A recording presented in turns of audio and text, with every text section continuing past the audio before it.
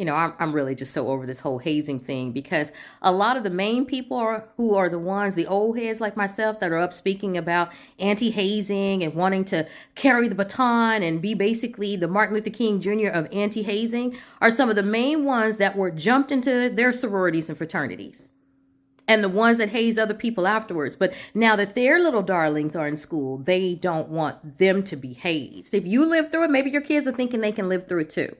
I talked about this on Facebook where a lot of people that I went to college with are on social media.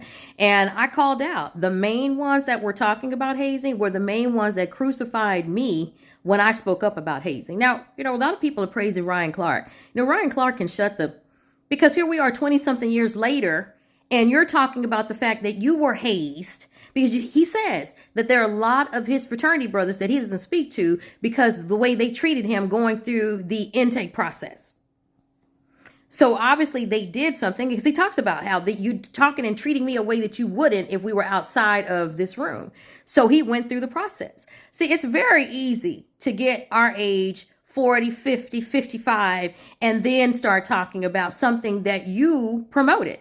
Like, for example, I was 18 years old, basically a little hometown country girl, very, very sheltered. And I spoke up and kept my line from having their lives taken and also the other sorority. Now, I've been talking about this and not narrate anybody that went to college with me has stood up and said, no, that's not true, Candace. It's not true that we were going to tie all of y'all's legs together, take you to a swimming pool and have y'all jump into the water and other people were supposed to jump in and save us. And I said no. And the whole thing about the paddling and stuff, I didn't even know that even existed because I definitely wouldn't have stood for that. But people like Ryan Clark and a lot of you others that are on here that are so offended because I'm speaking up and saying that you got jumped into your sorority or fraternity. I didn't. I spoke up. I don't want to hear from y'all. I want to hear from the other 18, 19-year-olds, 18, 19, 20 years ago, and people currently who spoke up, who said something about hazing that y'all crucified. Because one of the main people that finally shut up on Facebook that was talking about they don't believe in hazing and what would happen if I said to them, weren't you a part of the ones that ran me out of college? Like I got ran out of college for a whole semester because after I spoke up and some people got kicked out of the sorority for trying to basically drown us. I had my car keyed, my tires got cut. My dad was going through cancer at the time and someone was calling because I lived in the town where I went to college. They were calling my parents' phone and leaving messages on the answer machine, which those messages, my dad said, save them because you're going to need them one day. And so my dad was holding on to them and my dad passed away. And so my mother, I have her now currently looking for those because I want to show you the receipts of what happens when young people do speak up, right? So to me, to see everybody on here, people like Ryan Clark and some of you others that are on here that are so mad at me, who probably have kids that couldn't get into the sorority, or you're afraid that they don't have what it takes to get beat and paddled to be in the sorority and that y'all are mad at me. To me, it's no different than those people that were Carolyn Bryant. After she got Emmett Till, he died a worse death than Jesus the Christ. Then she spoke up and said they should never have done that to them. Well, yeah, it's very easy for us to get 40, 50 years old, Ryan Clark. It's very easy for us to grow up and then now all of a sudden, well, they're hazing. But what did you do? Like you're like this big bad guy. He said he was a junior in college and he didn't even need the fraternity. But then why were you there getting your ass beat?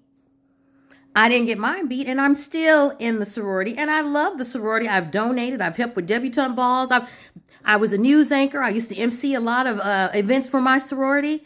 But I don't want to hear from y'all. Are there any other people that, like me, who in 1990 took a stand and stood up and saved not only my chapter on my campus, but the other sorority that was on campus too, because they also were going to tie their pledges to us and let them jump off in the same pool.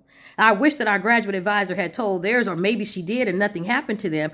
But even when the girls came in the next semester, because I was in the sorority, the next semester when they came in, they were mad at me. And 35 something years later, nobody has said, thank you for saving our chapters. Thank you for those who would have gone to prison had we drowned, because a few years later, some girls did drown. Basically, well, in the same way that they were trying to get us to do, to the same thing they wanted us to do. So there would have been people that would have been just coming out of prison. There would have been a lot of girls that would have lost their lives, and both of those chapters would have been banished from the campus. So you had the next line that came in, oh my God, they gave me hell, but they don't even know. Our chapter wouldn't even have been there had I not spoken up and saved us all, because there's no way that you're going to tie some 15 girls together and have them jump off in a pool with their feet tied together and they were all going to survive. So again, I don't want to hear from the Ryan Clarks. I don't want to hear from all you others that can't even say whether or not you were hazed, that now all of a sudden hazing is such a horrible thing, but you were jumped into your sorority or fraternity. I don't want to hear from y'all. I want to hear from the people that, like me, at 18 years old, that spoke up. And I want to know what happened to y'all. Okay, well, I can tell you what happened to me. My car got keyed, a tire got cut twice, tire sliced, and they talked about me on the college radio station. Oh, and then I was walking by the student union and someone threw some water at me. So all of these things happen whenever people do speak up about hazing. And some of y'all were the ones that was throwing the water. And some of y'all were the ones that were cutting our tires and keying our cars.